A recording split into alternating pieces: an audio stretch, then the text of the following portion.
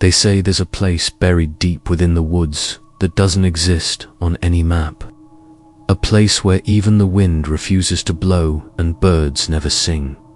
The trees grow closer together there, choking out the sun as if the forest itself is trying to keep something hidden. It's been called many names over the years: the Devil's Mile, the Whispering Trail, the Hollow Lane. But the one that stuck in our town was always the same: the path where no one returns. The name alone was enough to keep most people away, especially the older generation. You'd see them glance toward the woods and quickly look away, crossing themselves under their breath or whispering prayers when they thought no one was listening. Children were warned never to go near it, and for the most part, they obeyed. Not out of discipline, but fear. Everyone had a story or knew someone who did. The man who chased his dog into the trees and never came back. The girl who followed a ghostly light through the branches and was never seen again. The two brothers who dared each other to walk the path at midnight. Their bikes were found lying in the grass the next morning, but no sign of them was ever discovered. Some say the forest swallowed them whole. Others believe something in the darkness took them. Either way, no one ever found a trace. No footprints, no blood, no torn clothing, just silence. As if they had simply ceased to exist the moment they crossed that invisible threshold. What made it worse was that there were no patterns, no clues. It didn't matter if you went in alone or in a group, day or night, rain or shine. Once you passed a certain point, that was it. The path wasn't marked, but somehow people knew when they were on it. It wasn't just a physical change, it was something deeper. The air felt heavier. The trees looked wrong, not dead, but twisted, like they were watching. And there was always a smell, faint but rotting, like wet soil mixed with decay. Most people would turn back before they got too far, overwhelmed by a wave of nausea or a deep, bone-deep dread. But a few kept going, and they were the ones no one ever saw again.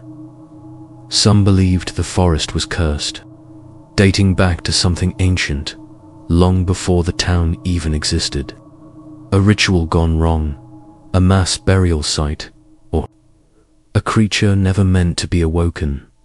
Theories ranged from the supernatural to the insane. A few skeptics claimed it was just a sinkhole or an unstable patch of land, something that nature had simply claimed back. But no one could explain the lack of evidence.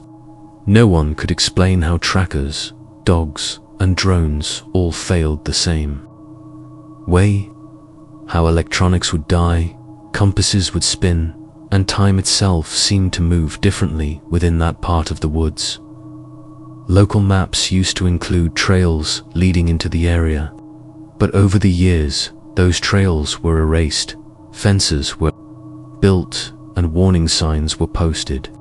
Still, every few years, someone would go missing.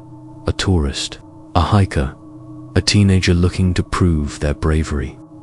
And every time, the story would make its rounds again: hushed tones in the diner, side glances in the grocery store, shaking their heads like they knew this was always going to happen. Everyone feared the path, but no one really understood it.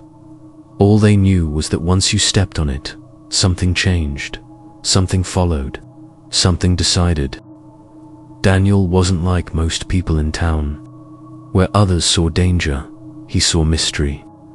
Where others whispered warnings, he asked questions. He had always been curious about the old legends, but his fascination with the path grew into an obsession after he turned 18. It started small, stories he read online, tales overheard at the gas station. Rumors passed between classmates about people who had vanished over the years. He'd write everything down, sketch maps from memory, cross-reference dates with newspaper clippings. His bedroom walls became covered in notes, drawings, and photographs. The path wasn't just a myth to him, it was a puzzle, and he was determined to solve it. He didn't believe in curses or spirits. He believed in patterns, logic, and proof. While most people treated the path like some haunted boundary, Daniel wanted to walk it, not just out of curiosity, but because he believed the answers to so many questions were buried there. He used to say that every legend comes from truth, and the only way to separate fear from fact was to face it. He wasn't reckless, just determined. To him, the unknown wasn't terrifying, it was irresistible. He started going out to the forest during the day, tracing old trails and comparing them to the ones on maps from decades ago. He talked to people who claimed to have seen strange things near the path, lights in the trees, figures standing motionless, odd animal behavior. Most refused to talk for long, brushing him off or changing the subject. Some grew visibly uncomfortable just hearing the name, but that didn't stop him. If anything, it made him dig deeper. He believed the town was hiding something, that there was more to the disappearances than superstition. He started to think that maybe the path didn't take people, maybe it offered something instead, and people simply chose not to return. As the weeks passed, Daniel became more distant. He stopped answering calls. He missed school. He'd disappear into the woods for hours, sometimes returning just before dark, his shoes muddy and eyes wide with excitement. He claimed he'd found carvings in the trees, not natural markings, but symbols. He said he'd heard voices, not in his ears, but in his mind, like thoughts that weren't his. He wrote everything down in a weathered black notebook, every theory, every finding. He believed he was getting closer to something, a hidden entrance, an ancient truth, maybe even a doorway to another world. The more obsessed he became, the less he seemed to care about anything else. I remember the night before he vanished. He sat across from me, eyes shining in the glow of a single desk lamp, talking faster than I'd ever heard him. He spoke about things that didn't make sense, how the forest wasn't just alive, but aware, how the path only revealed itself when it wanted to, how time could stretch and bend inside the trees. He said he had seen a figure that wasn't there, not a ghost, not a person, something older, something watching him, testing him. He wasn't afraid, he looked honored. That was the last conversation we had. The next morning, he was gone. His bed untouched, his window open, the black notebook missing from his desk. His bike was found leaning against the tree line, just where the forest begins. No footprints, no signs of struggle, just tire marks leading in, and nothing coming out. The authorities searched for days, but the forest refused to give up its secrets. They sent dogs, drones, rescue teams. Everything stopped working once they got too close. Radios went silent, batteries died, people got sick. No one found a trace of him. When Daniel disappeared, the entire town fell into a strange kind of silence. People whispered about it, but no one said anything outright. It was as if they had been expecting it, as if they knew this would happen eventually. The authorities treated it like any other missing person case at first. Posters went up, volunteers were gathered, search parties were formed. But the deeper they went into the woods, the more they realized this wasn't like anything they'd handled before. They weren't just dealing with rugged terrain or dense underbrush. They were dealing with something else, something that didn't want to be found. The first team that went in was a group of locals, friends, family, neighbors. They made it about a mile in before the forest began to change. Cell phones lost. Signal compasses started spinning wildly. Flashlights flickered even though the batteries were new. People complained of sudden headaches, dizziness, and a strange pressure in their ears. Some turned back immediately. Others tried to press on, but couldn't shake the feeling that they were being watched from behind the trees. One man said he heard his own name being whispered, even though no one around him had spoken. Another claimed he saw someone standing in the shadows, but when they got closer, it vanished. After that, the police brought in trained search and rescue teams with dogs and thermal drones. The animals, usually reliable, refused to enter past a certain point. They barked, howled, and whined as if something invisible was blocking their path. When they were forced forward, they panicked, tugged at their leashes, and tried to run back toward the vehicles. One handler described it as the dogs reacting to a presence they couldn't see, like pure terror rooted in instinct. The drones didn't fare any better. Footage became static-ridden and distorted. Some crashed without explanation, while others simply stopped transmitting once they reached the same boundary. It was the same every time. The closer they got to the supposed location of the path, not the one shown on any map, but the one people like Daniel believed existed, the more unstable everything became. Radios would emit bursts of static and garbled voices, sometimes in languages no one could recognize. The deeper they ventured, the more people began to lose their sense of direction. Landmarks vanished. Trails that should have led out looped back around in impossible ways. A few searchers reported seeing flickering lights in the distance, small, cold blue glows that danced just out of reach, as if luring them forward. When followed, those lights always led them deeper into the trees, away from their teams. Then there were the physical effects.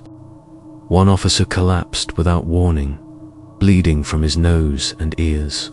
Another became violently ill and had to be carried out. Several reported sudden fevers, blurred vision, and pounding headaches. No one had a medical explanation. The doctors said it looked like exposure to some kind of radiation or environmental toxin, but nothing was ever found. The forest was tested for chemicals, gases, even ancient spores. Everything came back negative. The land itself seemed to resist understanding, like it was covering its own tracks. Eventually, they called off the search. Officially, they cited safety concerns and environmental hazards. Unofficially, everyone knew why. Whatever was in that forest, whatever was connected to that path, didn't want to be found. And those who tried to uncover its secrets were being warned. The authorities stopped talking to the press. The missing posters came down. People started pretending Daniel never existed. It was easier that way, safer, but those of us who knew him, who loved him, couldn't pretend. We saw what that forest did to the people who went in. We saw how the town quietly buried every clue, every whisper, every cry for help. I couldn't sleep after they stopped searching. Every night, I'd lie awake, staring at the ceiling, hearing the forest in my head. It was like something had followed me home from the tree line. Not a sound or a figure, but a presence. Something. Just outside the edge of reason. My dreams became darker, filled with twisting roots and endless trees. I'd see Daniel in those dreams, but not as I remembered him. He'd be standing motionless at the edge of a black trail, mouth open but silent, eyes wide and empty. Every time I tried to reach him, I'd wake up gasping, heart pounding like I'd been running. I knew I had to go, not because I believed I could bring him back, but because there was no peace in staying still. Something was calling me, not with words, but with silence. It was like the path had become a part of me, or maybe it always had been. I waited for the right moment, the right conditions. I studied Daniel's notes again and again, tracing the symbols he'd drawn and the coordinates he'd circled. He hadn't gone into the forest blindly. He had followed something. He had believed there was more than just a myth waiting there. I needed to see what he saw. I packed light, a flashlight, extra batteries, a compass, a small journal, and Daniel's black notebook. I didn't tell anyone. I left just before dusk, moving through the edge of town where the woods begin to thicken.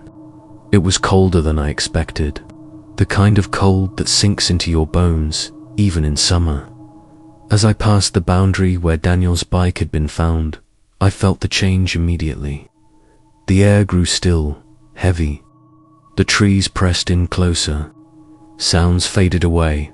No birds, no wind, not even the crunch of leaves underfoot. Just a thick, unnatural quiet. I followed the trail Daniel had mapped in his final entry. Not the known hiking paths, but a narrow side trail barely visible between the trees. It wound like a vein, almost pulsing with something beneath the soil. I walked for what felt like hours, the sky darkening faster than it should have. My flashlight beam barely cut through the thick air, the light swallowed by the forest around me. At some point, I realized my compass wasn't working. The needle spun slowly, as if unsure where to point. I tried not to panic. I focused on the notebook, flipping to the page where Daniel had described the shift. That's what he called it, the point where the forest stopped pretending, where it revealed its true face. I reached that point just as the last light slipped from the sky. The trail under my feet became different, softer, almost like walking on flesh instead of earth. The trees no longer looked natural. Their bark was dark and smooth, their limbs hanging like arms reaching down. I saw markings on the trunks, symbols burned into the wood. Not random, intentional, like warnings or invitations. Then I saw it, the archway of trees Daniel had drawn over and over in his notebook. Two massive trunks bending toward each other, their branches tangled above like fingers interlocked. It didn't look like nature. It looked like a gate. I hesitated at the threshold, every part of my body screaming to turn back. But something else, something deeper, pushed me forward. I stepped through. The air dropped instantly. My breath came out in clouds. My flashlight flickered, but stayed on. Ahead of me, the trail twisted, disappearing into a fog that hadn't been there seconds earlier. Shapes moved within it. Not animals, not people.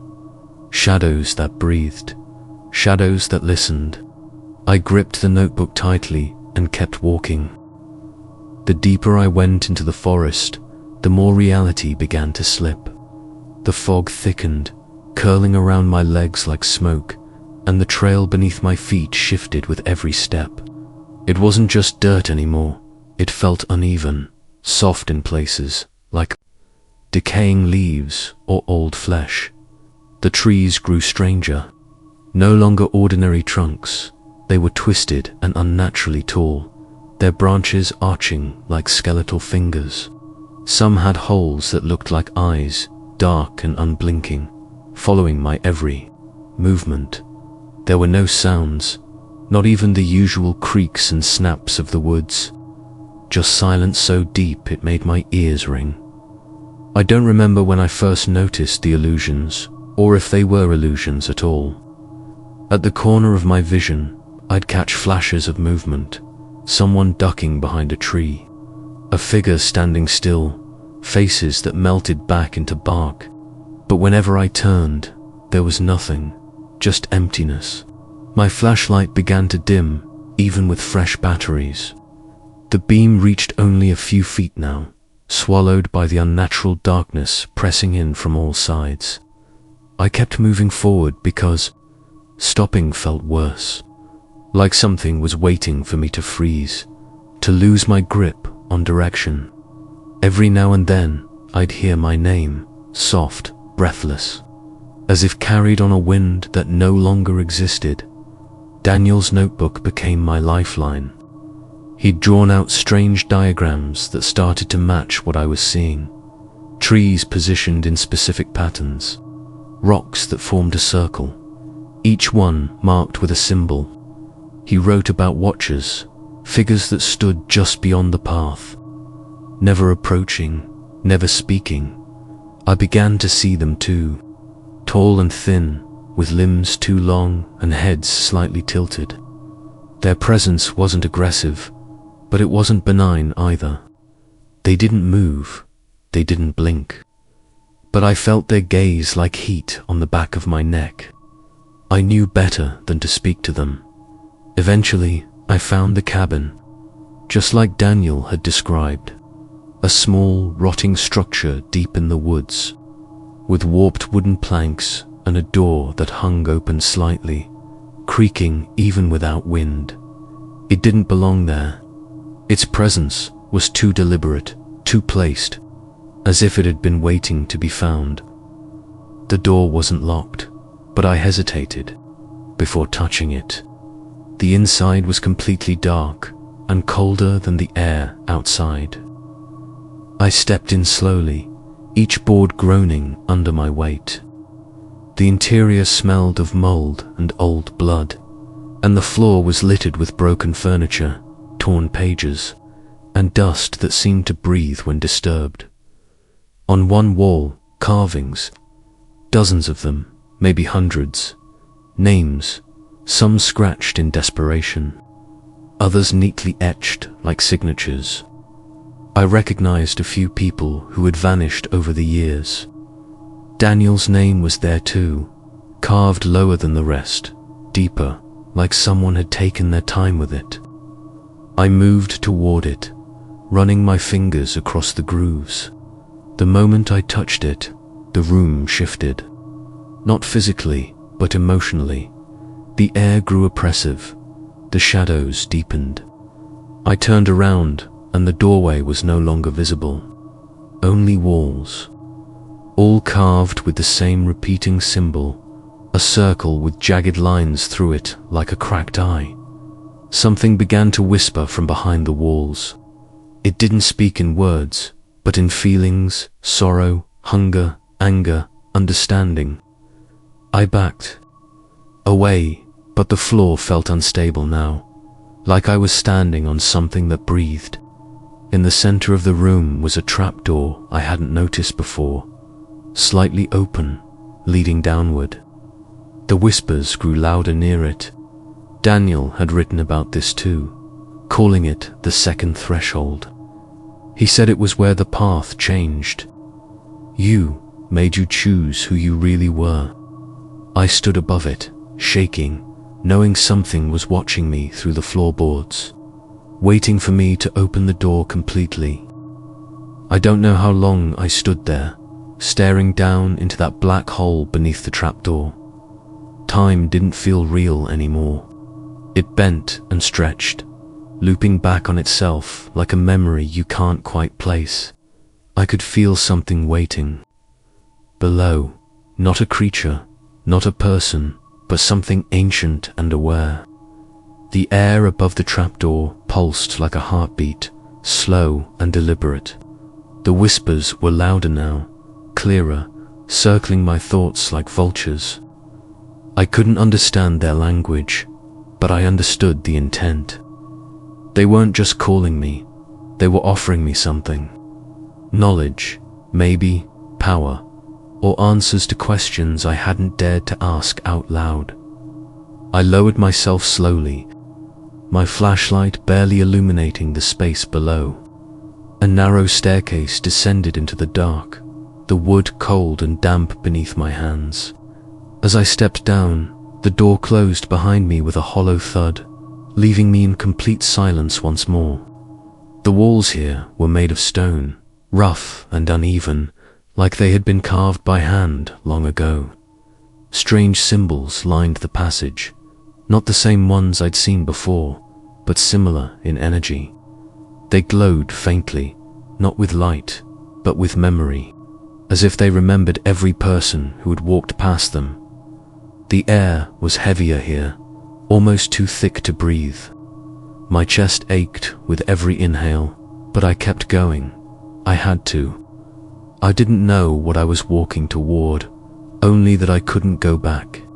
The stairs eventually ended in a wide underground chamber. The ceiling was high, lost in shadow, and the walls pulsed with a dim red hue, like veins beneath skin. In the center of the chamber was a circle of stones, perfectly placed, surrounding a pit filled with dark, rippling liquid. The smell was metallic, almost like blood, but deeper, older. I approached it slowly, and as I did, the whispers vanished. Complete stillness returned, broken only by the sound of my breath and the subtle ripple of the black pool. Something moved beneath the surface, not in the way fish swim, but like thoughts shifting in someone's mind. I felt it press against me, not physically, but spiritually, like it was reading everything I'd ever done or felt. It wasn't judgmental, it was curious, watching me the way a scientist observes a flame. I stepped closer, and the liquid shimmered. Images flashed across its surface, memories I had forgotten, moments I had buried. Daniel's face appeared. For just a second, his eyes filled with something I couldn't name. Fear, wonder, sorrow, acceptance. Then I heard footsteps behind me, soft and slow. I turned, but no one was there. Only the feeling of being watched returned. Stronger this time. I wasn't alone in the chamber. The watchers had followed me. I couldn't see them, but I could feel their gaze from every direction. They weren't threatening, but they weren't welcoming either. They were waiting for me to choose. In the corner of the room was a second doorway, low and narrow, almost hidden behind a curtain of shadow. It seemed to pull at me, like gravity, as if everything I had experienced had led to that opening. I looked back at the pool. It had stilled now, showing only my reflection. But my face looked older, worn, and my eyes were different, like something inside them had awakened. I turned toward the dark doorway and stepped through. The air grew colder with each step, and the stone walls became smoother, warmer to the touch, like skin. The passage curved downward, spiraling like a drain. I couldn't tell how far I had gone when I reached a door carved with the same cracked eye symbol. It was pulsing gently, like it was breathing. I reached out to touch it, knowing that once I did, there would be no turning back.